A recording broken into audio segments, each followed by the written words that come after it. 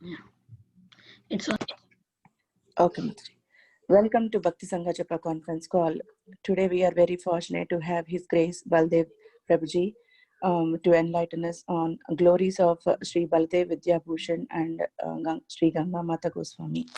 Hare Krishna Prabhuji, Dandavat Pranam, all goes to Srila Prabhupada and Guru Maharaj. Thank you so much for joining the call today and enlightening us on this topic. You can take over the call, Prabhuji. Hare Krishna. Thank you.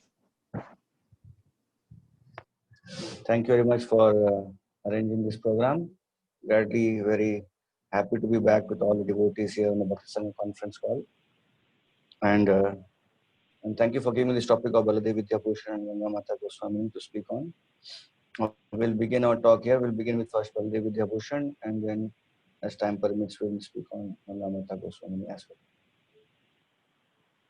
Umagyanatimirandhasya Jnananjana Shalakaya Chakshurunmilitam Yena Tasmai Shri Gurave Namaha. Nama Om Vishnu Padaya Krishna Krishnaya Bhutale Srimate Bhakti Vedanta Swami Niti Namine. Namaste Saraswati Deve Gauravani Pracharine Nirvishesha Shunyavadi Paschatya Deshatarine Vanchakalpatarubhyasya Kripa Sindhuvya Cha Patitanam Pavanebhyo Vaishnavebhyo Namo Namaha. Jaya Shri Krishna Chaitanya Prabhu Nityananda Shri Advaita Gadadhara Shri Vasadi Gaura Bhaktavinda. Hare Krishna Krishna Krishna Hare Hare Hare Rama Rama Rama Hare Hare. Hare Krishna.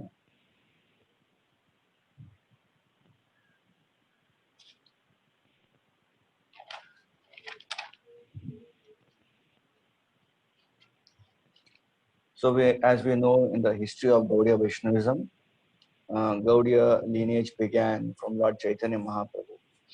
Lord Chaitanya Mahaprabhu was the epitome of all the quintessence of all the essence of all the four sampradayas. And he began the Gaudiya Sampradaya within the range of Brahma Madhva Gaudiya Sampradaya. So Lord Chaitanya Mahaprabhu, he began this mission, and in turn later he gave this mission in the hands of the 6 Goswamis of Vrindavan. So more or less many times we know the prominent factors or the characters of the Gaudiya Sampradaya. Like for example, we have heard of Chaitanya Mahaprabhu, a supreme personality of Godhead. We heard about the 6 Goswamis of Vrindavan. And then later after 6 Goswamis, after a generation or something like the next generation, then we know about the trio, Srinivas Acharya, Shyamananda Pandit, and Narottam Das Thakur. And then of course within our lineage we know about Bhaktivinoda Thakur, Bhaktisiddhanta Thakur, Gaur Kishora Babaji Maharaj, Jagannath Babaji Maharaj as well, and our Srila Prabhupada. We need to also know that in the last 500 plus years of our Sampradaya, there are many prominent acharyas who came down the line. Many of them may not be prominently known. Doesn't mean that their contribution was less. In fact, just that it is not less from their side. It is actually our limited perception or capacity to know. Like for example, we have a limited capacity to know a number of people in our life. We can't have, it's like we can't know everyone in our life whom we met before and after, now and later will we meet. So we have a sense of number of limited personalities we can remember in our life. So same as regarding Vaishnava Acharyas, it's always difficult to remember everyone. So considering the range of our limitedness, and therefore we don't have many acharyas which are very prominently discussed in many books as such. So we have the 6 Goswamis, they themselves are great Vaishnavas, 6 of them there. Then 3 later, Srinivas Acharya, Narottam Das Thakur, Shyamanand Pandit. And then we have Bhaktivinoda Thakur, a book on him. Bhaktisiddhanta Thakur, a huge book on him written by Bhakti Vikas Maharaj, Bhakti Siddhanta Vaibhava. And our Srila Prabhupada, so much we know about him, so much yet to know about him, his books, his pastimes, and Gaur Kishore Maharaj, Jagannath.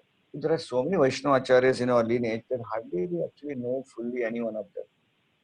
So in the whole line, uh, after Narottam Das Thakur, a generation later, so I would say in 17th century mid or so, uh, the whole Gaudiya Vaishnava Acharya Parampara was led by Srila Vishwanath Chakravarti Thakur.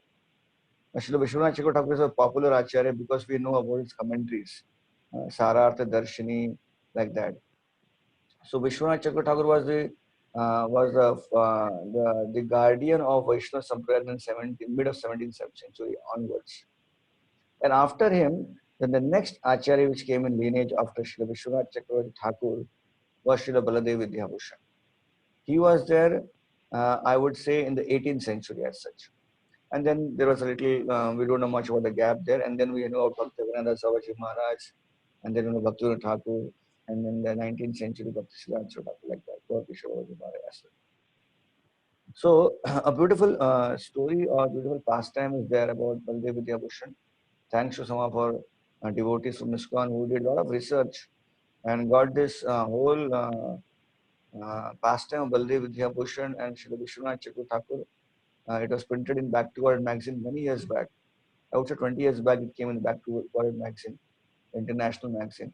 And somehow by Krishna's arrangement, I got a chance to read that and made some notes of that. So I would now today start my discourse by discussing in details of Srila Baladev Vidyabhushan. So it is mentioned that Baladev Vidyabhushan, somewhere in the early 18th century, was born to as a son of a merchant in the village known as Remuna. Remuna is a very well-known place. We must have already heard the name Remuna in connection with Kheer ritual Gopinath and Shripad Madhavendra Puri Goswami. Madhavendra Puri Goswami came there and now Gopinath stole the sweet rice for him. So this village is very blessed because this village is also the birthplace of Sridhar Swami, one of the main commentators of Srimad Bhagavatam. Also Baladev Vidyabhushan was born there. Like that, many great acharyas. Madhavendra Puri Goswami disappeared at this place of Ramuna. Rasikananda Prabhu disappeared at Ramuna. So it's a very hub of Vaishnavism. Gaudiya Vaishnavism initially spread in Bengal and then in Orissa, and then later it spread through all over India and then all over the world. So he was born in the Remuna. He finished his education in Remuna in a school there. His parents sensed that he had a deep longing for learning scriptures. That was his very great, what we say, he a zeal of his life to learn more and more Shastra, Vaishnava Acharyas, scriptures of Vaishnavas. So at that time, it is mentioned that Baladev Vidyabhushan was sent by his father to learn more about scriptures to various parts of India. In his travels, Baladev Vidyabhushan reached Mysore in Karnataka. And there because that time Mysore also was a seat of learning. And therefore, Baladev Vidyabhushan, when he reached Mysore, he explored many avid scholars of Vedic scriptures. And he came across great Vaishnavas from the Madhva Sampradaya, Shripad Madhvacharya's followers. And there, under the direction, he took learnings and he studied Vedanta. He studied Vedanta, he learned all the scriptures of the Vaishnava literatures, plus he also picked up the art of debate and rhetoric. It is mentioned that Shripad Madhvacharya, if you see the line of Shripad Madhvacharya, they are very, even the Vaishnava sannyasis who are trained in Madhvacharya Sampradaya, one of the arts which they are taught in their lineage is art of debating. This is for like age-old tradition because that time when Srimad Madhvacharya was in Udupi, he was always seen debating and upholding the principles of Vaishnavism, debating with Shankaracharya or other deviant sampradayas. So the whole sampradaya, the lineage has this siksha, these teachings of learning the art of debating. Baladev Vidyabhushan picked up the art of debate there, and it is mentioned that this art of debate was later going to help Baladev Vidyabhushan in near future for a great mission. What will be that? We'll see later as we go on in our Katha in our past in the Leela of Baladev Vidyabhushan. So it is mentioned that Baladev Vidyabhushan became very great scholar under this Madhva Acharyas. He took initiation in the Madhva Sampradaya there, and then he had a deep desire to go to Jagannath Puri to see Lord Jagannath. So from Mysore, Baladev Vidyabhushan, he went to Jagannath Puri, Odisha, and he stayed in Jagannath Puri. Now you see Jagannath Puri, um, a peculiar thing of Jagannath Puri is that in Jagannath Puri and Vrindavan, it is um, it is a hub of all kinds of sampradaya. If you see Mayapur, Mayapur is specifically Gaudiya Sampradaya related dham. If you see Srinathji's Nathdwara, specifically Pushti Marg. But we see Vrindavan and Jagannath Puri, all sampradayas, because they like Krishna, they like Jagannath, so they have their mathas in that particular place, location. In Jagannath Puri, you find all wonderful Vaishnava sampradayas, their extensions, subdivisions, all of them have their quarters or their mathas in the temples in Jagannath Puri. So in the Madhvacharya Mutt, Baladev Vidyabhushan stayed there, and he would often go to Jagannath Puri temple and take darshan of Lord Jagannath.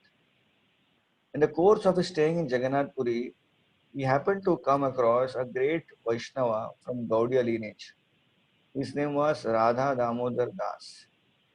Radha Damodar Das Prabhu was a grand disciple of Rasikananda Prabhu, who was a disciple of Shamananda Pandit. So when he came across Radha Damodar Das Prabhu, there was a very good connection between Baladev Vidyabhushan and Radha Damodar Das. Baladev Vidyabhushan often considered Radha Damodar as a very great Vaishnava, very humble. So he understood that this Vaishnava has a lot of realization in his heart. Therefore, he kind of accepted my Siksha Guru and asked him to give some understanding of Gaudiya Sampradaya. When Radha Damodar Das Prabhu decided to speak about Gaudiya Sampradaya, he found that Baladev Vidyabhushan was very hungry to hear more about Vaishnavism, more about Lord. So when he spoke of Chaitanya Mahaprabhu, it gained a lot of interest in the heart of Baladev Vidyabhushan. Baladev Vidyabhushan so far was trained in Madhva Sampradaya, so he had never heard about Chaitanya Mahaprabhu as such. But when he came in touch with Radha Damodar Das, then he came to know that Chaitanya Mahaprabhu, Supreme Personality of Godhead, who had appeared in Kali Yuga to propagate the Sankirtan movement. So his fascination for Chaitanya Mahaprabhu grew so much that he decided to learn systematic scriptures of Gaudiya Parampara from Radha Damodar Das. So under Radha Damodar Das Prabhu, it is mentioned that he learned various Gaudiya Vaishnava commentaries from Mahabharata. He learned about Bhagavatam from him. He also learned about him, learned from him Jiva Goswami's 6 Sandarbhas, especially Bhagavad Sandarbha was his favorite. In this way, slowly, Baladev Vidyabhushan picked up literally every literature which Radha Damodar just offered him and he just grabbed it. And eventually, Baladev Vidyabhushan understood that this sampradaya of Gaudiya Vaishnavism is the highest. So somehow, he became so fascinated by Radha Damodar's humility and his beautiful rendition and his contribution that one day he fell at the feet of Radha Damodar and said, I want to take initiation from you. So Radha Damodar was very much intrigued. He saw the interest of Baladev Vidyabhushan, who was a follower of Madhu Sampradaya, and he saw that how now his heart was completely fascinated by Lord Chaitanya Mahaprabhu. So Radha Damodar said, see, I understand that you are very much fascinated by Lord Chaitanya Mahaprabhu, yet I also need to tell you that you are already initiated in Madhu Sampradaya. So initiation is not something where you just keep changing any places or you just go shopping mall, change one mall and go to another one. It's not like that kind of relationship. You have a relation with your guru. You can't break the relationship, right? You can't break a sampradaya and go to other sampradaya. That's illogical. And I can't do that for you. So therefore, you remain initiated in Madhva Sampradaya. But because your heart is for Lord Chaitanya Mahaprabhu, I will arrange a small ritual by which you will enter prominently into Gaudiya Sampradaya and seek the teachings and give your heart to Lord Chaitanya Mahaprabhu. So very beautiful way of arranging that he doesn't touch his initiation, yet a beautiful way of connecting him. Chaitanya Mahaprabhu Radha Damodar Das very maturely handled this whole situation. And this situation also was going to help in future Srila Baladev Vidyabhushan in his service to Lord Chaitanya Mahaprabhu. So in this way, officially, Baladev Vidyabhushan came in the parampara of Sri Gaudiya Vaishnavism.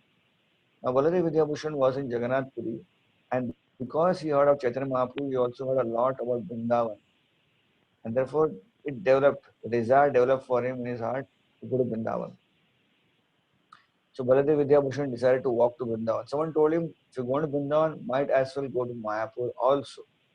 So in Jagannath Puri, Sri Baladev Vidyabhushan traveled by foot to Mayapur Dham. In Mayapur, he associated with many Gaudiya Vaishnavas. And from there, he understood one thing very nicely, that if I need to go to Vrindavan, I also need to take shelter of devotees in Vrindavan. I'm not going there for a free visit or a poor visit. So someone told him that if you are going to Vrindavan, kindly go and live and take shelter under Sri Vishwanath Chakravarti Thakur, who is a guardian of Vaishnavism now, Gaudiya Vaishnavism. So Baladev Vidyabhushan began his long journey from Mayapur now, and he reached the place of Vrindavan.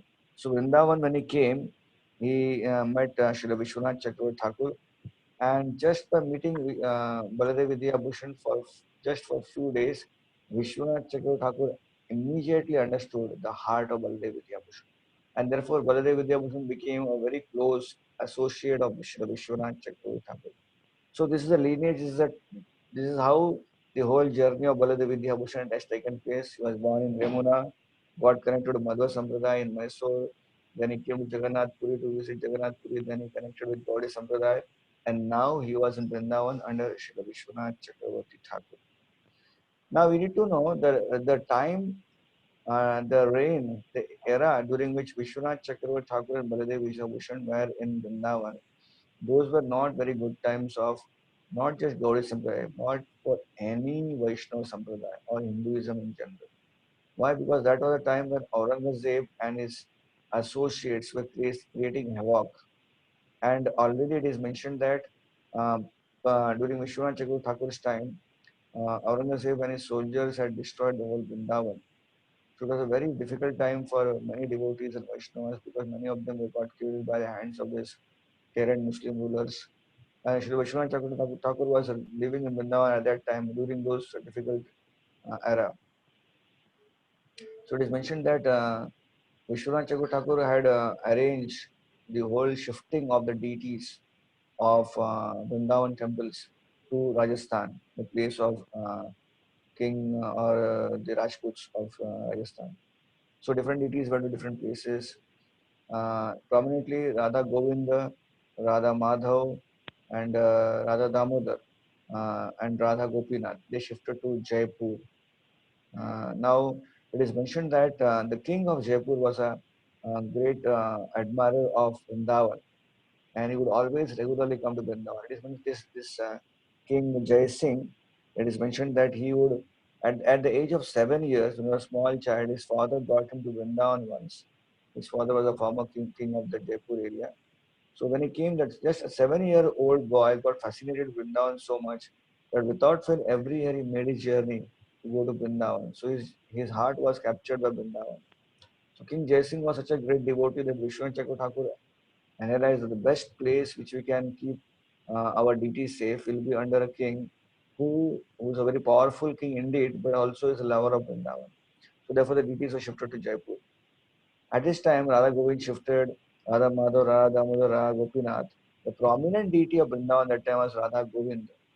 Today we'll see that Radha Govind temple is a very, the temple is not of such an opulence like other temples like Banke Bihari or some other temples like Radharaman, etc. But that time, it is mentioned the original temple of Vrindavan, the best of them was Radha Govind temple because such a huge temple that later Aurangzeb got very much envious of it and then he broke the upper part of the temple. And so then the whole opulence got lost of the temple. Even today, if you go, it looks a very majestic temple, bereft of the opulence. But just imagine that time when Radha Govind temple was such a big temple and great gorgeous worship was going on by devotees there. So when Radha Govind shifted to deity shifted to Jaipur, it is mentioned that the king of Jaipur, who was an admirer of Vrindavan, somehow or other was fascinated by the worship of Radha Govind. And he was spending a lot of time in the worship and the details of how the temple should be run of Radha Govind. Now, this is all good so far, but we should also know, and a very important thing, that the place where the deities of Radha Govind had shifted had originally been a Vaishnava place. Just like we mentioned now that Mayapur is a place of Gaudiya Vaishnavism. Similarly, we need to know that there are many places, dhams all over India and all over places where which are specifically meant for a particular sampradaya. Now I'll take you back 3-4 generations ahead in Jaipur. What happened before King Jai Singh? Many generations back, what had happened is the South India, Ramanujacharya Sri Sampradaya. Many of Ramanuja Sri Sampradaya Acharyas, some of them had shifted to North India and they had begun preaching there. And they had prominently taken up the worship the deity of Sita Ram. Like for if you go to many South Indian temples, prominently most of the deities are Lakshmi Narayan deities, right? But there are also some temples in the Divya Desham, there are Sita Ram deities also. So part of Sri Ramacharya Sampradaya also worships Sitaram. But North India being a very prominent place of Ramayana, so the Acharyas decided there to keep the focus on Sitaram. So there was a lot of preaching in the North India by the devotees of Ramanujacharya who shifted there, and eventually they spread in different places. And one of those followers of Ramanuja Sampradaya, they came to this place of Jaipur. Previously, Jaipur was not there; it was called as Amber. Now, for convenience sake, I'm saying Jaipur, but Amber had become later Jaipur. So he had come to Amber, now Jaipur. So his devotion had inspired the queen of Jaipur, and she was fascinated by this Vaishnav personality. She learned a lot from him, and it took shelter and took initiation from that Vaishnava. So because the queen got initiated, she started influencing the king as well. So immediately, king also became a follower of Ramanuja Sampradaya. In the north of India, Ramanuja Sampradaya is called as Ramanandi Sampradaya. It's like your brother Sampradaya and your Gaudiya Sampradaya, extension of that. So Ramanandis. So Ramanandis got influence in this way, where he got a patronage benefit, a royal benefit, because the disciples Ramanandi had there was the queen and the king. So immediately the king arranged for great temples to build of Sitaram, and everywhere there was a lot of devotion and folk songs and festivals based on Rama and Sita and Lord Ramachandra. So it was became the headquarters of Sitaram. And now at this time, suddenly out of great rush because of threat, now Radha Krishna deities are shifted to Jaipur. So when the king of Jaipur began spending more time with the temple of Radha Govinda, the acharyas of Ramanandi who were there, they got very concerned because they were thinking that our sampradaya this is our place. How this Gaudiya Vaishnavism, Gaudiya Vaishnavas have come here. We do not even know who these Gaudiya Vaishnavas are. So they had doubt whether this sampradaya is bona fide or not bona fide. We have never heard about it. Just recently, 200 years back, some Chaitanya Mahaprabhu is coming, he's preaching, and everyone becomes Hare Krishna followers. So they had doubts about the Gaudiya Sampradaya. And now with the interest building up in King of Jaipur, guessing about Radha Govind, they felt a threat to their sampradaya and to their worship. What if the King of Jaipur gets fascinated by this so-called deviant sampradaya of Gaudiya Vaishnava? Maybe we lose our patronage and the whole Vaishnavism will be disrupted. That was their understanding because they had no idea of what Gaudiya Vaishnavism is all about. So at that time, it is mentioned that they approach the king and ask him several questions about the authenticity of Gaudiya Vaishnavism. And when they ask so many questions of authenticity to King of Jaipur, now the King of Jaipur, Jai Singh, he himself was like, knew that I am not so well versed in this whole tradition. I have fascination for Vrindavan. I like Radha Govind, and I know I've taken full shelter, but I can't say that I can be able to answer the questions. But he tried his best. It is mentioned the king, even though he was a very big king, he decided to study. He actually closed his doors and studied extensively the teachings of the six Goswamis of Vrindavan, the Bhagavad Puran, the commentaries of Rupa Goswami, Sridhar Swami, Sanatana Goswami, etc., Jiva Goswami. He also studied about other sampradayas, so he get some knowledge and he can defend Gaudiya Vaishnavism. So he went and he spoke something to the Ramanujan Sampradaya Acharyas, but they were not convinced. So finally, it is mentioned, Jai Singh understood that it's not me, I can't do anything. Let me ask for some bigger help. So that time he wrote a letter to Srila Vishwanath Chakravarti Thakur to come and uh, to establish the authenticity of Gaudiya Vaishnavism and Radha Krishna worship. It is mentioned that the two prominent questions which they had asked the king of Jaipur to work on was this first question is, why do these Gaudiyas, they worship Radha and Krishna? Hmm? Radha and Krishna actually are not married. They are not married, so you cannot worship them together. Just like we worship Sitaram because officially we see in Ramayana they got married. We worship Lakshmi Narayan because they're husband and wife, so we should worship them. But we have never heard in Krishna Lila that Radha and Krishna got married. So why worship them together? They were not against worship of Krishna, but they were had a question that we should not worship them together. You can keep them separate.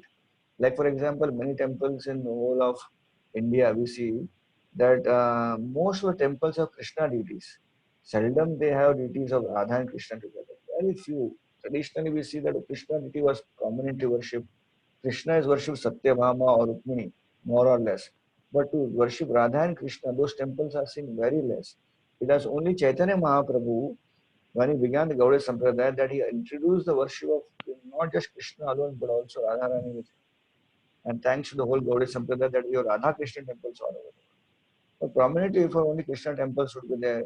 Even in Pandharpur, where Lord Vitthal temple is there, we say Lord Vitthal is there, and next to the deity of Lord Vitthal, in the next room is the deity of Rukmini, and next to another room, in the next room is the deity of Radharani. So they worship, but they worship separately. The main question is Radha and Krishna are not married. Why you are worshiping them together?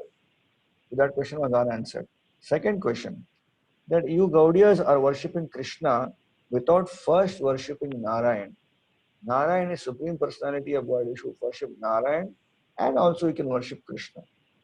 So these are the prominent questions which King of Jaipur Jai Singh could not answer himself. So therefore he wrote a letter to Srila Vishwanath Chakravarti Thakur to bring him to take his help.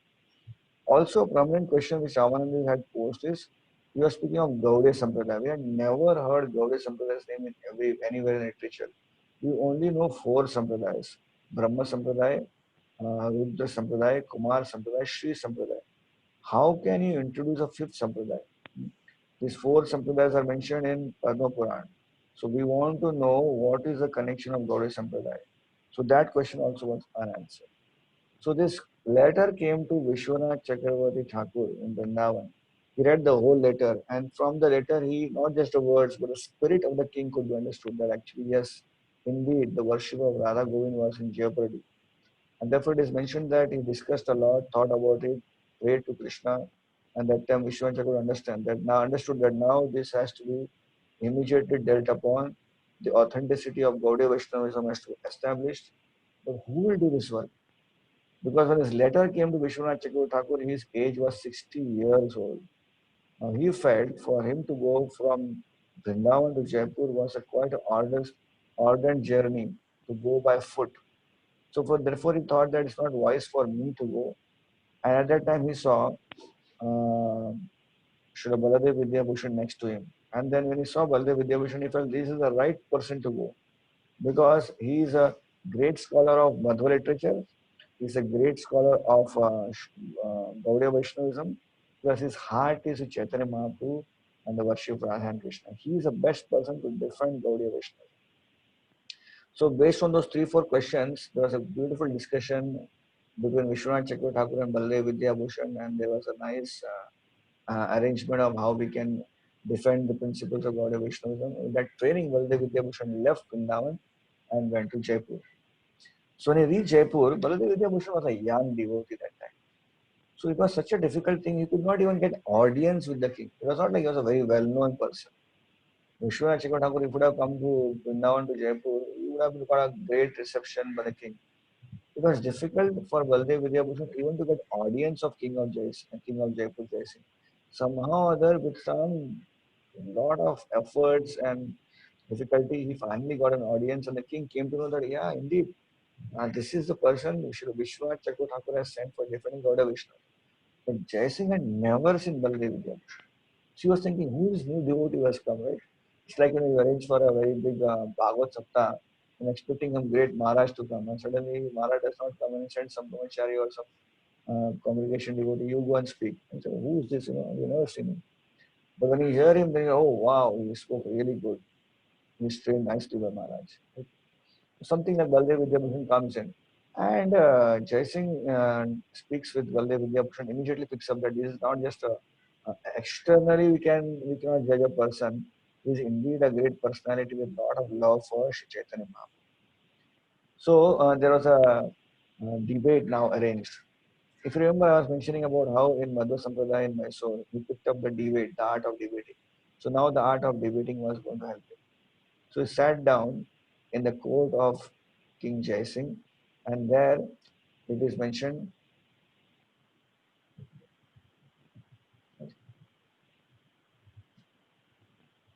Just 1 minute.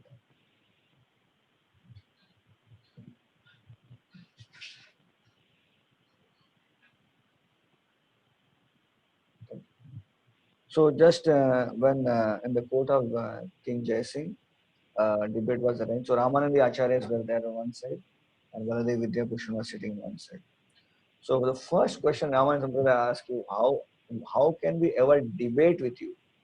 Because we do not know about Gaudiya Sampradaya, we do not even have authenticity of Gaudiya Sampradaya, and you are supposed to sit there and represent Gaudiya Sampradaya.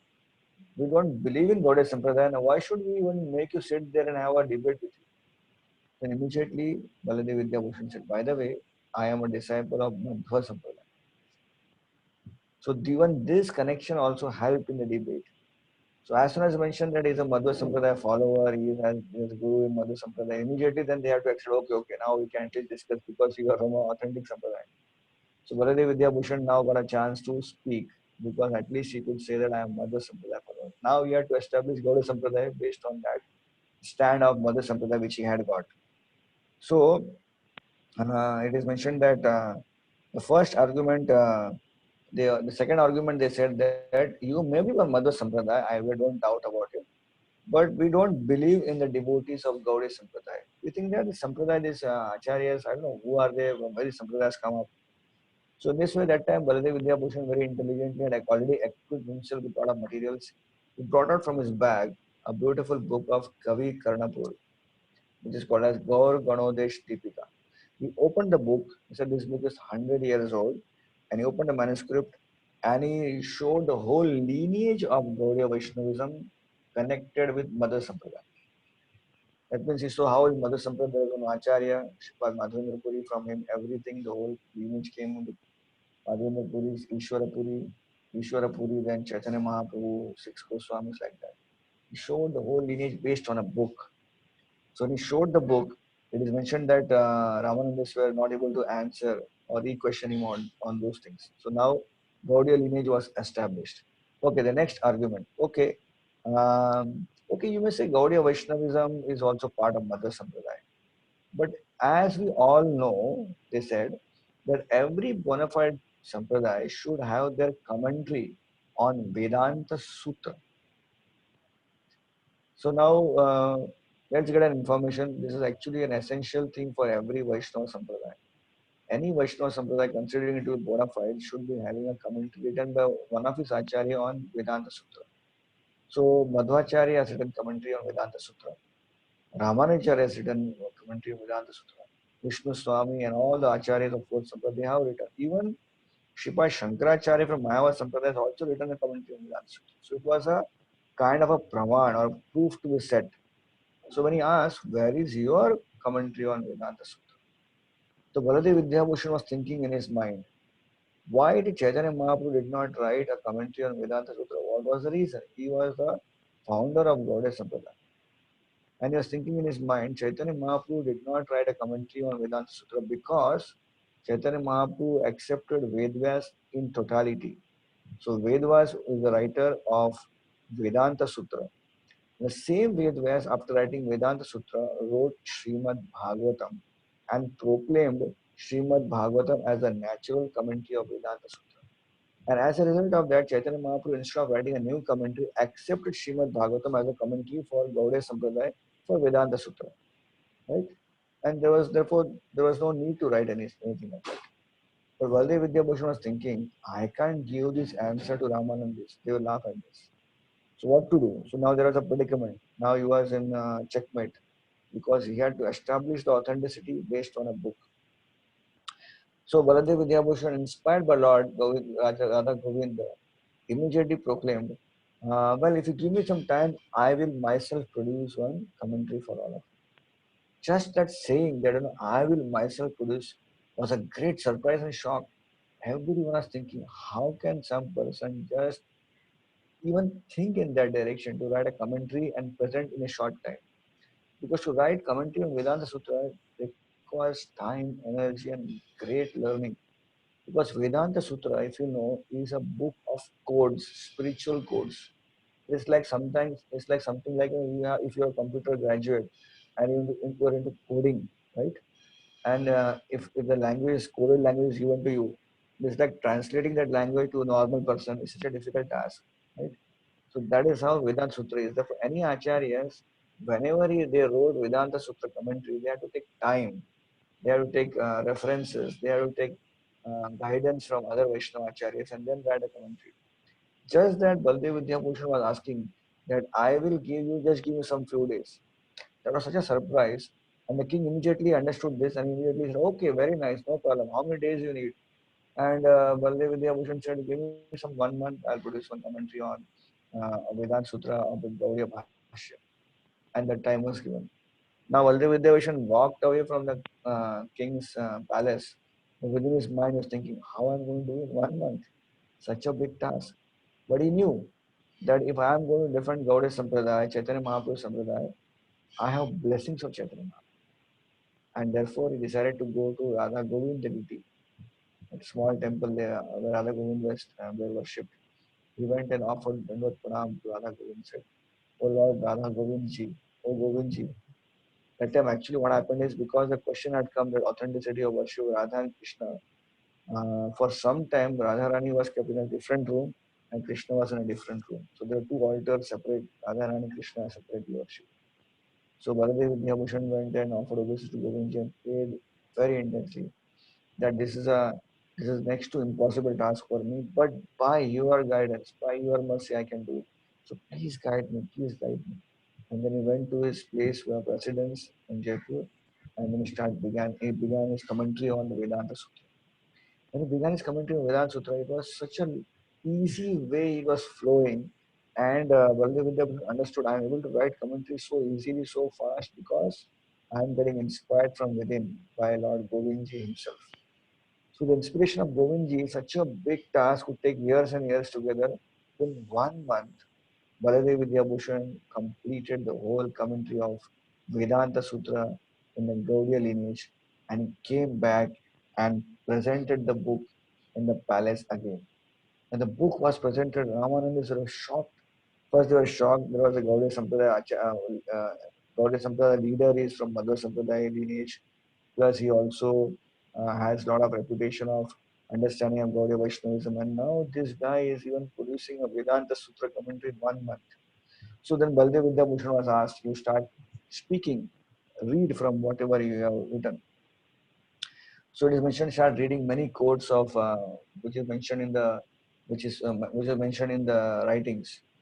It is mentioned that just by reading those quotes, all the Ramanandis and even King Jaishin understood that this work cannot be ordinary man's work. This person has to be highly empowered.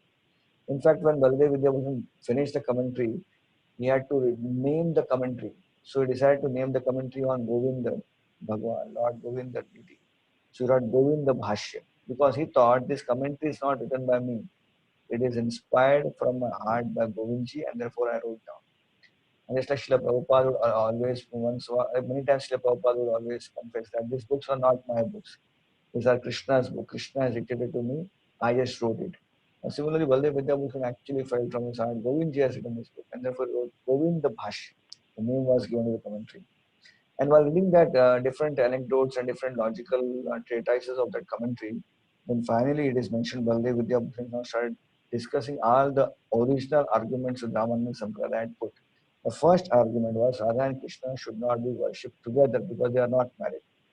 Now it is mentioned that uh, Baldev Vidyabhushan said that on superficial grounds you are saying that Radha Krishna is not worshipped because you could not find in any literature. But you should know that it is not that it is not available in any literature. Then he quoted many scriptures and established the fact that Radha and Krishna are eternally married.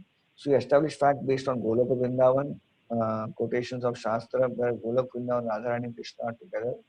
And he also established the fact in Vrindavan that how Brahmaji came and arranged for a Gupta, a secret marriage of Krishna and Radha. It is also not mentioned in many scriptures. It's a hidden thing. Why it is not mentioned? Because the rasa would have been disturbed if that Leela is mentioned in the main literatures of Srimad Bhagavatam. What is the rasa? The rasa is Parakiya Bhav is very prominent in Vrindavan. What is Parakiya? Parakiya is love and separation.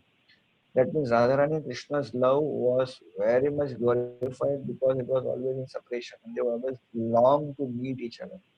And to establish that whole rasa, Krishna and Radharani were always together in Golok Vrindavan and come to Dhama, Bhoma Vrindavan downstairs and exhibited the idea of separation. Radharani apparently also been married to Krishna's own shadow in the form of the name of Abhimanyu. So all that pastimes as we know in Golok Vrindavan, Java, and how pastimes of Krishna and Nandagaram would meet secretly. So that created a flavor which Krishna and Radharani wanted to enjoy in the mood of separation. And all the gopis and our whole Vaishnava Sampradaya is all the mood of serving Krishna and separation. So to establish that mood, that marriage thing was not prominently discussed in many literatures, prominent literatures. So that was established by the Vidyabhushan that indeed Radharani and Krishna are married and therefore they should worship together. So everyone is spellbound. Ramananda did not know that that information is given in scriptures itself. The next argument was Gaudiya should worship Krishna without Gaudiya worship Krishna without worshipping first Narayana. Then immediately Baladev Vidyabhushan quoted from Vedanta Sutra, one of the verses he mentioned that actually it is mentioned even in the Vedas and Puranas that Narayan has many forms and anyone can pick up any form of Narayan and worship directly. It is not that you worship any form of Narayan, first you have to worship Narayan and then worship that form of Varahadev or Vaman like that. So he quoted scriptures and then he proved, of course he could not tell them that Krishna is the highest supreme person because now that was not needed at that time. That debate was not there. Whatever was required was to be established. Establishment was that why you worship Krishna without worshipping Narayan? So establish the fact that there are many temples of other deities of Narayan, forms of Narayan. Vaman, they do not worship Narayan, they directly worship that form. So Krishna is also one of the forms of Narayan. So you establish the fact that Krishna can worship also directly. You don't have to worship Narayan separately. So these are both the main questions of Ramanandis were established by with proof by Srila Baladev Vidyabhushan. Now it happened that when all the arguments were taken care and there was silence in the court, now Ramanandis did not have any question to ask because they were all checkmated. All the questions they had were covered nicely, wonderfully explained by Baladev Vidyabhushan, and also the Gaudiya Bhashya commentary was also presented. So in the silence, immediately Jai Singh got up, took the advantage of his silence, and he delivered the decision that from henceforth the Gaudiyas are recognized and should be respected and authorized religious sect, and that Radha and Krishna should be again reunited for worship. So it is mentioned that this was a great victory for Gaudiya Vaishnavism. This victory established Gaudiya Vaishnava lineage among all the Sampradayas. And this was done by the great efforts of Srila Baladev Vidyabhushan. That very place where this debate took place, that's in Jaipur even today, that's called the Valley of Galta. And that place, a beautiful temple was built by King Jai Singh. And he named the temple as Lord Radha Vijay Govind Mandir. So he established a beautiful duplicate deities, on one more deities of Govind Dev, small deities there. But he named the deity as Vijay Govind because it was Govind Dev himself who became victorious by empowering his great devotee Baladev Vidya Bhushan to defend Gaudiya Vaishnavism. The temple of Vijay Govind is also there in Lalta today. And then when it was established, when Ramandev had no choice, King Jai Singh got, his heart was in Radha Govind's worship, his heart was in Gaudiya Vaishnavism.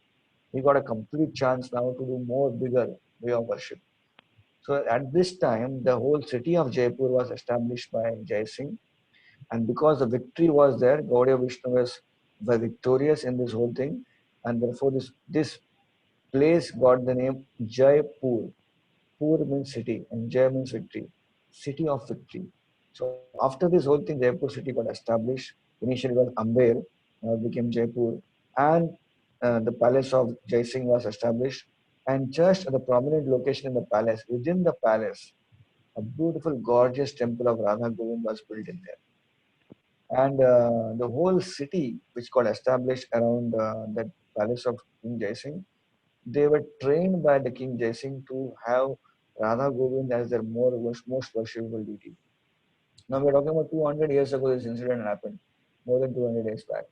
And even today, if you go to Jaipur, you will see when you go to Radha Govind temple, such a beautiful temple complex, huge.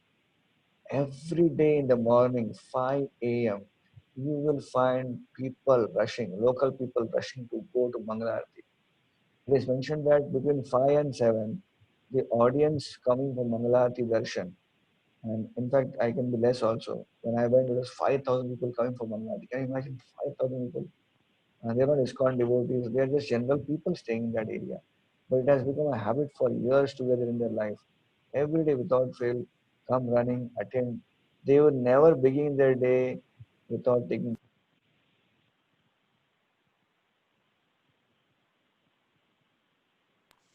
They would never begin their day without taking darshan of Lord Radha Govinda. So it is mentioned that King Jaisin took this whole opportunity, and also he said from today onwards, he said, the king of Jaipur is not me, the king of Jaipur is Lord Govinda Dev. And he said that I am the servant of Govind Dev, and on his behalf I'll run the kingdom. And then every time the king, when kings of yesteryears, they always had a seal, just like we have signatures. So the king would have a seal. So on a seal they would stamp, and then they would, in this way, any document would go out. They would seal. The seal of a king would be there. So the seal of a king of Jaipur, Jai Singh, he had mentioned this line. Uh, like this line reads like this: Shri Govinda Deva Charana Savai Jai Singh Sharana. So in his seal, he mentions that I am serving the deity of Radha Govind Dev, who was the king of this place. I am a mere servant of them, or I am just taking refuge of them. So this is a beautiful story of Baladev Vidya Bhushan, who came ahead and established the authenticity of Gaudiya lineage.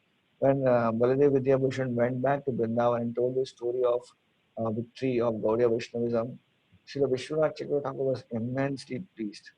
And there was a big celebration, whatever small way they could do in that time. They had a big celebration amongst themselves of establishment of Gaudiya Vaishnavism. And that time Baladev Vidya Bhushan, knowing that Vishwanath Chakravarti was such a highly realized soul, also a Siksha Guru, so he begged if I can ask you a question. And Vishwanath Chakravarti asked him, what question you have? You are a great debater, you already answered so many questions. What question do you have? So I have one question is, I want to know that apart, uh, take this whole thing apart, debate and all those things, establishment. I'm not understanding how can Radharani and Krishna get separated like this? Even for a short time, Krishna was in separate room, Radha was separate room. Can you explain this in more details, in some idea of how this has happened? It should have never happened. How it happened? And Vishwanath Chakravarti smiled. And I said, this is just an external thing that it came in the form of Ramanandi Sampradayas, objecting and separating Radha and Krishna. But internally, there is a pastime which happened is that Radharani was in Man Leela, and Radharani was unhappy with Krishna. So she decided to inspire the Ramanandis to arrange such a thing that Radharani will separate from Krishna. So Govindji got separated, Radharani got separated out of the Man Leela, but Govindji was thinking, how can I stay away from Radharani for so long? I have to bring her back.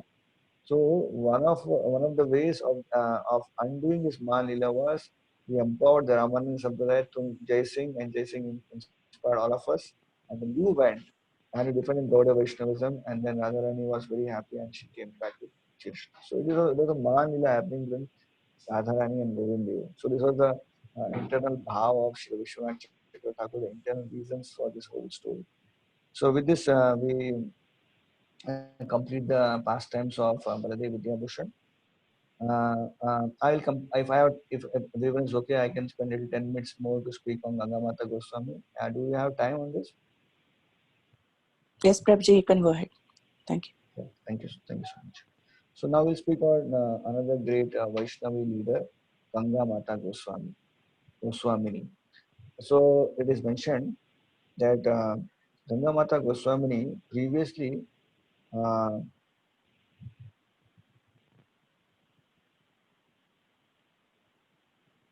previously her name was Sachi Devi. She was born in Bangladesh and she was a daughter of a great king there who was a king of a particular province. But right from her childhood, her devotion to Krishna was very intense and immense. It is mentioned that she was very humble, she was very gentle, and she was very much attracted to worship of Krishna, Radharani, and she was very attracted to also the literatures of Vaishnavism. When time came and her parents decided to get her married, Sachi Devi was not at all interested in marriage. She was thinking that I don't want to get married with any mortal person. My only husband, my pati, will be Lord Krishna himself. So therefore, she declined to get married. Meanwhile, her aged parents suddenly lost their lives in a succession, and the whole kingdom came in her hands. She was the only child. She became the ruler of the kingdom.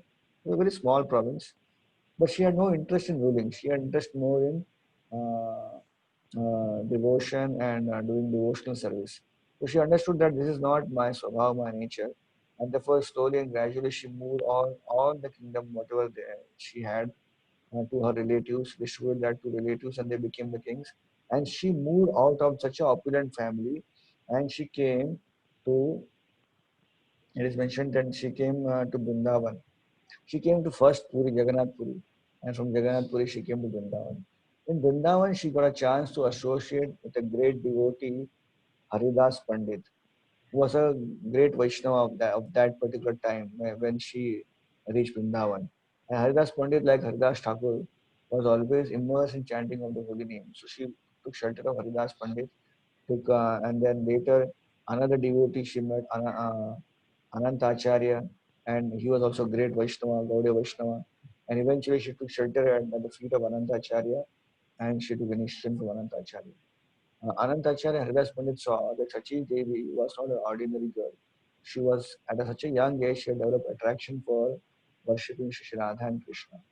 So it is mentioned that while staying in Vrindavan, she had association of many other great Vaishnavis and she developed her Vaishnavism to a very large extent. She actually, everyone could see from symptoms of her life that she is not an ordinary devotee. She indeed is a great Vaishnava.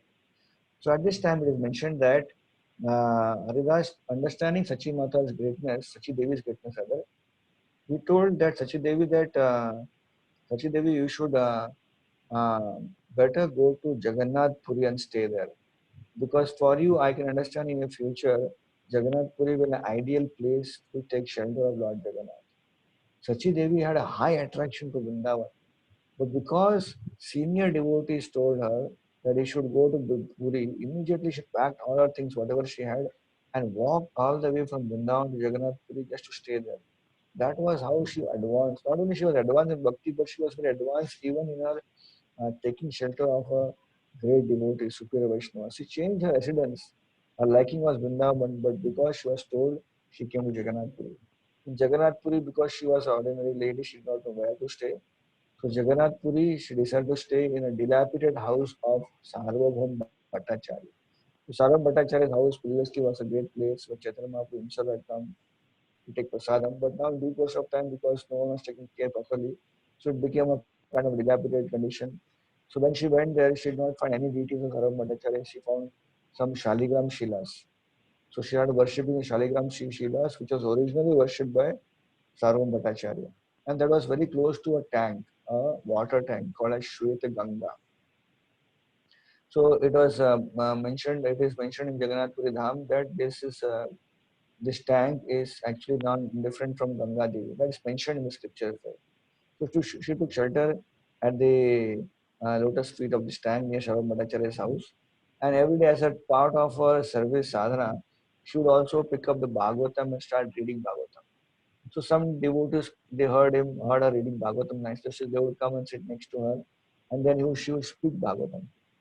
Eventually, the way she spoke Bhagavatam was so attractive that slowly many more devotees started coming and started hearing her discourse. And eventually, a big crowd swelled up just to hear the discourse of Sachi Devi. So eventually, this great devotion of Sachi Devi reached the ears of then King of Puri, Mukunda Deva Maharaj. And he came to know that a lady has come from Vrindavan to Puri and she's a great Bhagavad Katha.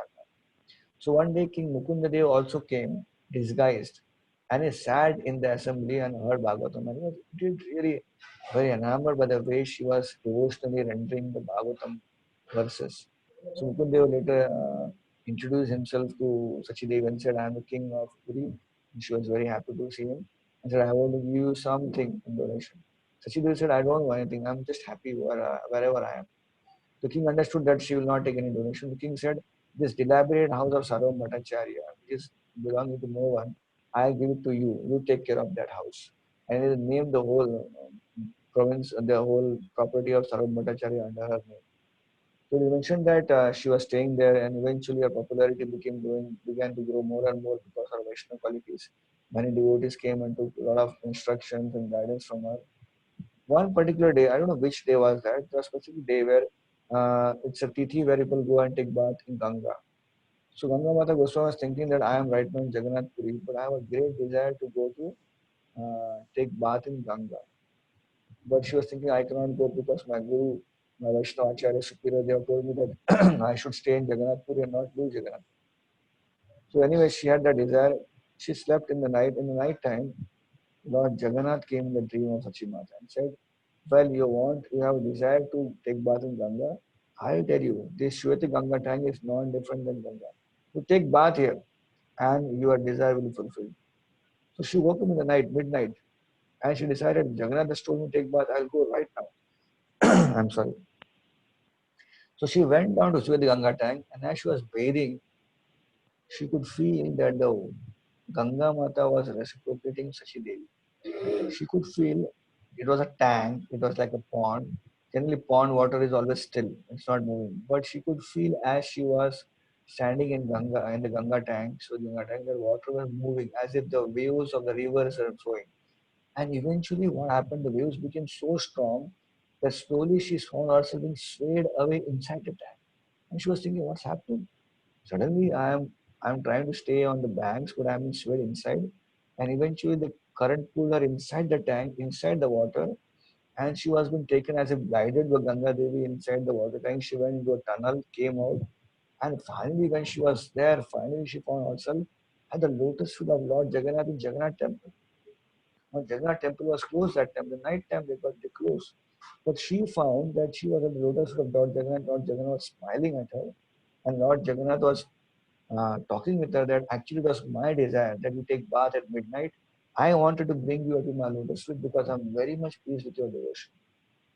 And she was so happy.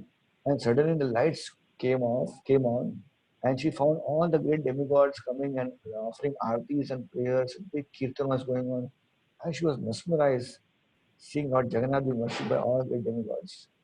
Now, at this time, just in the time in the past midnight, somehow the guards outside the temple, they heard some sound coming from inside, someone talking. So they had doubts as someone entered Jagannath temple to do some thievery, stealing. So they opened the gate and saw, lo and behold, this lady standing there in front of Jagannath. And they immediately caught this lady and said, you have come here to steal. And Sachideva was thinking, hey, what is this? I don't know how I came here and now they're charging me with thievery and stealing. But she remained silent because she knew Jagannath had his own plan. The night time, the guards put her in prison. And she remained in prison. She did not mind whether Krishna keeps me, I'm okay with that. But that very night, Mukunda Dev was sleeping. He got a dream of Jagannath. Jagannath told King Mukunda Dev, you foolish person, all your people are also foolish like you. they have put a great devotee, Sachi Devi, into prison without even referring the case properly. At this point, I want you to get up early in the morning, go directly to the jail, you free her, you take a palanquin. On that palanquin, make Sachi Devi sit on the palanquin, and you take her all over Jagannath Puri, declaring to everyone that the whole king and their ministers are disciples of this great devotee. So King Mukunda was surprised. Then he came out in the morning, he took bath, immediately went running to the prison. He freed Kachi Devi, and on the palanquin, they took Kachi Devi all around Jagannath Puri, proclaiming. He took initiation from her, and all the ministers took initiation from Sachi Devi. From this point onwards, because she was specially empowered by Ganga Mata to take shelter of Jagannath Ji, Lord Jagannath empowered, and Lord Jagannath asked Ganga Mata to bring her to his lotus feet. From that day onwards, everyone started addressing her not as Sachi but as Ganga Mata, because she was very much blessed by Ganga Devi. And eventually, because she was initiating devotees inspired by Lord Jagannath, she became known as Ganga Mata Goswami. So there are very beautiful small pastimes which took place. It is mentioned that eventually Mukund Dev approached her and said that I want to give a lot of donations to you, but she said that I don't want anything. I'm just happy with whatever it is. But because she wanted to keep the word of Mukund Dev also, she mentioned that if you want to give something, then maybe you can give little small thing which I've asked. You can come and offer me every day. So it is said that, yeah, just hold on. I'll just read the exact donations which she received. Yeah, she mentioned that all I need was just give me two plates of Mahaprasad of Jagannath coming from temple, and give me some sabji, some Mahaprasad, a piece of cloth, and some Lakshmi, small amount of Lakshmi that time. So Mukund Dev made a rule that henceforward, for eternality, this contribution should every day go from Jagannath temple to Gangamata Goswami. Of course, Gangamata Goswami got all that Mahaprasad distributed to all the devotees, came to hear Bhagavatam from her, and used the Lakshmi for taking care of the deities. But even today, that tradition is going on where every day Mahaprasad from Jagannath goes to Sarab Bhattacharya's mutt, which was also the headquarters of Gangamata Goswami, and with the vegetables from Jagannath Puri temple, and a piece of cloth which is a Mahaprasad of Lord Jagannath comes to the temple, and some Lakshmi, small amount of Lakshmi also goes to that temple. So this is a beautiful pastime of Ganga Mata Goswami, how she inspired with her devotion, with her humility, even the great king of Puri who became later his disciple, and Lord Jagannath was very highly pleased with the worship of Ganga Mata Goswami. Hare Krishna. Any comments or any questions? Hare Krishna Prabhuji, Dandavat Pranam, Goes to Srila Prabhupada and Guru Maharaj. Thank you so much for enlightening us with all these pastimes of Sri Baldev Vidyabhushan and Sri Ganga Mata Goswami. Thank you so much, Prabhuji. I request all the devotees, if they have any questions or comments for Prabhuji, they can go ahead at this point. Thank you, Prabhuji.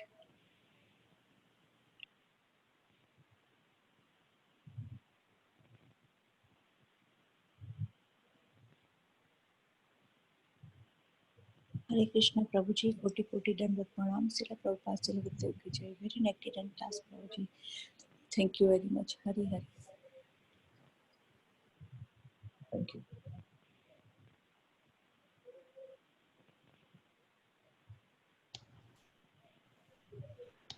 Hare Krishna Prabhuji, thank you so much for the very interesting class on Baldev Vidyabhushan. It was very nice to hear about these different points of argument. Thank you very much for your time and association, Prabhu. It was very, very nice class. Very good. Hare Krishna Prabhuji, Dandavat Pranam. It is very, very beautiful class, Prabhuji. Thank you so much for the beautiful class.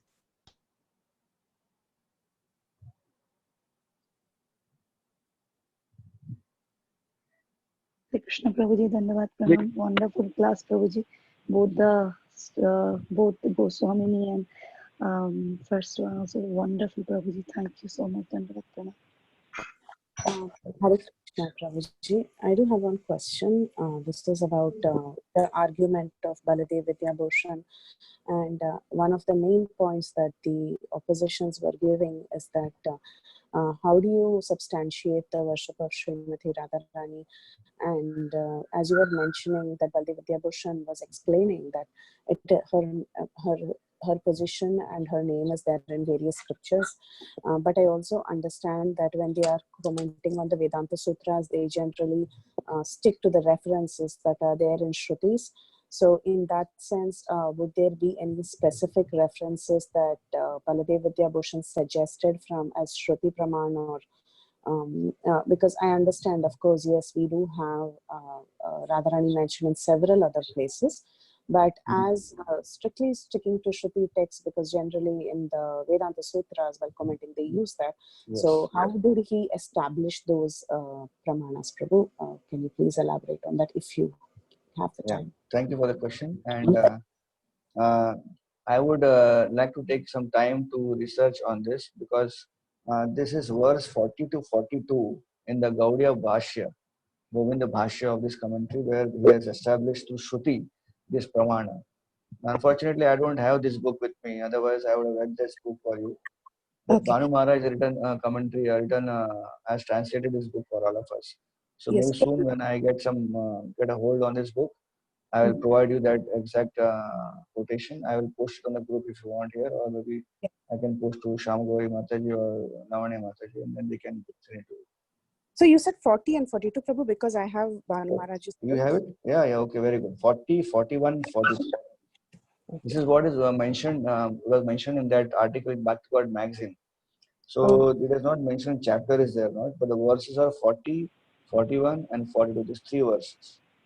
Oh, okay, but the chapter number is not mentioned, is what you're saying. Yeah, it's not mentioned in that book as such. So if Okay. you have, you can just check if there is anywhere that those words are there. Okay. Okay, Prabhu, I can look it up and see. Or if you find the reference also, you can send advice. Yeah, sure. I'll also check also. I'll Yeah. refer the book and check and verify. Thank you for that. I'll also see for the reference, Prabhu. Yeah, sure. Thank you, Prabhu. Thank you.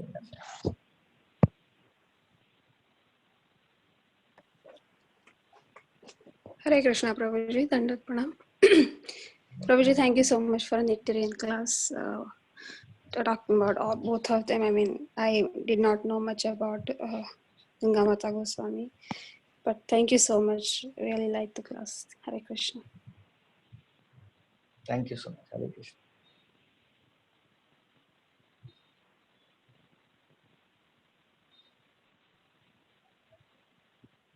Hare Krishna, Prabhuji. Can you hear me, Prabhu? Yeah, I can hear you. Thank you very much, Prabhu, for describing the pastimes about Baladev Vidyabhushan. And one question I have, Prabhu. Yes. Prabhupada, he offers his Srimad Bhagavad Gita to Baladev Vidyabhushan, right, Prabhu? Yes. He You're right. dedicates Perfectly his all book. right. Yes, you're right. Thank you for that. You want to comment on that? Thing. Why, Prabhu? If you remember, Srila Prabhupada writes there, dedicated to Baladev Vidyabhushan, because he was the one who established the Gaudiya lineage by this Govinda Bhashya. As a result of it, Srila Prabhupada dedicated to Baladev Vidyabhushan. In fact, Srila Prabhupada once told many of his disciples that if I wish to give you the actual commentary of Bhagavad Gita which Baladev Vidyabhushan has given you, I also want to give you commentaries of Sripad Madhvacharya as well. Because Srila Prabhupada had a lot of ideas of how next flow of books will come from him. But Srila Prabhupada had also knew that Krishna has his own plan. Whenever he wants to back, go to some other place, some other universe to preach. So Prabhupada could not fulfill that dream of giving us Baladev Vidyabhushan's Gita commentary. And thanks to Bhanu Maharaj, he has now given us the commentary of Baladev Vidyabhushan's Bhagavad Gita. If you see the writings of Baladev Vidyabhushan compared to writings of Srila Rupa Goswami, Sanatana Goswami, Vishwanath Chakravarti Thakur, Baladev Vidyabhushan's commentaries are more philosophical. If you see Vishwanath Chakravarti Thakur's commentary, they are more rasic, based on rasa. A lot of rasic pastimes. For example, Radha Krishna's separation also was analyzed in form of a rasa, that Radharani was in Man Lila. Rupa Goswami and Sanatana Goswami based their commentaries on philosophy as well as rasa, and also give a lot of quotations. But if you read Baldev Vidyabhushan's commentaries, they are more highly philosophical. Many of the books Baldev Vidyabhushan wrote also were based on how Gaudiya Vaishnavism could be established. Like if you see, as Mataji was mentioning about the Shrutis, right? So any sampradaya, if it has to be established, it has to be established based on Vedas or Shrutis. Now our main Gaudiya Vaishnava lineage is based on Smriti Shastra, like Bhagavatam.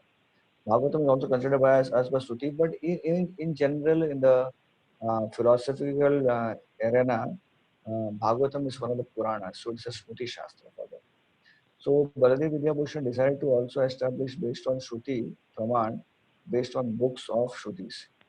So if you all know that Vedavyas was the original writer of, rather the writings of Vedavyas brought in all the literatures in the written form, the beginning of Kali Yuga, or maybe let's say the end of Dwapar Yuga. So it is said that of all thousands and thousands of Upanishads which are available through only hearing, Vedavyas decided to write only 108 of them. So of the 108 Upanishads, Sripad Madhvacharya, he took 11 Upanishads and commented on them. Sripad Madhvacharya only took 11 of them. Because Sripad Madhvacharya saw that these 11 Upanishads were directly based on establishing the reality of Krishna as a person, Lord as a person. Now, Upanishads generally they speak all different kinds of language. Vedas are known for speaking about Krishna, Lord as person and Lord as an in-person, right? They both Vakyas are there. Bheda Vakya and Abheda Vakyas are there. However, Madhvacharya being a Vaishnava Sampradaya Acharya, he picked up only the Bheda things, where Lord and the living entity are different. So he picked up 11 Upanishads and commented on them. Srila Baladev Vidyabhushan picked up that 10 of 11 Upanishads and commented in a Gaudiya style, establishing the authenticity of Gaudiya Vaishnavism that they also have Upanishads commentary on them. And later we see that even in Bhaktisiddhanta Thakur also wanted to establish the authenticity of Gaudiya Math. And therefore he took the same 10 Upanishads and also gave a book on those. You find if you go to any writings of Bhaktisiddhanta Thakur, you find one book, also a small book. The 10 Upanishads or 12 something, 10 or 12 Upanishads, most essential Upanishads. Rather the most 12, the essential Upanishads like that. A small book Bhaktisiddhanta Thakur wrote, and he give a brief understanding of Upanishad just to establish the authenticity of the parampara. But Srila Prabhupada also very beautifully decided to also write a commentary. But he decided that of all Upanishads which were given by Vidya Bhushan and Bhaktisiddhanta Thakur, he decided to focus on one Upanishad, that is Sri Isha Upanishad. And therefore we have Sri Isha Upanishad where Srila Prabhupada commented on Isha Upanishad, so that we also, for the outside in generic academic world and of Vaishnava scholars, we establish our Sampradaya, our ISKCON society, that we also have books based on Upanishad like that. So that's why Srila, to establish the authenticity of our Sampradaya in front of the eyes of academic scholars, and Srila Prabhupada also decided to dedicate that book to Gita to Baldev Vidya Bhushan, because Bhagavad Gita as such is a philosophical treatise wherein many Vaishnava acharyas have commented and given the presentation. So Srila Prabhupada also gave a commentary on Bhagavad Gita, and therefore dedicated this Bhagavad Gita to our one of the Vaishnava acharyas who have also authenticated our Gaudiya Vaishnavism, which is Govinda Bhashya Sutra, and also give us a lot of Upanishads. In fact, if you see Ishopanishad, which Srila Prabhupada wrote, it is exactly he referred to Baladev Vidya Bhushan's Ishopanishad as well. Because Ishopanishad is actually from a Veda, from a Vedic literature, right? Prabhupada also mentioned it is from, I think, so Atharva Veda. So if you know Ishopanishad, it begins with Om Purnamada Purnamidam. That's the invocation verse. And the first verse is Ishavasham Idam Sarvam. So actually Ishopanishad is from Ishavasham, text 1 to text 18 or 19. But this invocation mantra, Om Purnamada, is actually which an Acharya who writes a commentary on Upanishad, he decides which invocation mantra he should add. Srila Prabhupada just picked up the exact invocation mantra which Baladev Vidya Bhushan writes, Om Purnamada Purnamadam, and he actually took that same mantra and he commented on that mantra. Srila Prabhupada connected many ways in which Baldev Vidyabhushan as an authority to establish our sampradaya. Therefore, he dedicated this Bhagavad Gita, which is an authentic philosophical treatise of Gaudiya Sampradaya of ISKCON also, be dedicating that book to Srila Baldev Vidyabhushan. This is something whatever little knowledge I had about this particular line, maybe more devotees of that, more about why Srila Prabhupada also dedicated to Baldev Vidyabhushan, they can add to this point here. This is what some angle which I had heard about. I'm just presenting to you. Oh, thank you very much, हाँ Prabhuji. गई Very nice. Thank you. क्यों ना गई Thank you.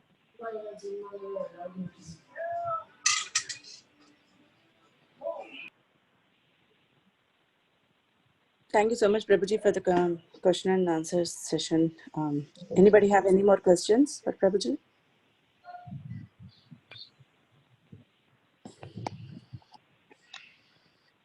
Okay.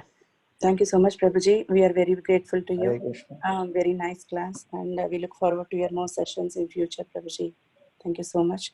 Let's pay our obeisances to Prabhuji and all the Vaishnavas. Vancha kalpatarubhyascha kripa sindhubhya vacha patitanam pavanebhyo vaishnavebhyo namo. Anantakoti Vaishnava Vrinda ki jai. Srila Prabhupada ki jai. His Grace Baldev Prabhuji ki jai. Thank you so much, All Prabhuji. Buddhist assembled devotees. Hare Krishna. Hare Krishna, Prabhuji. Thank you. Thank you. Thank you very much, Prabhu. Very nice class.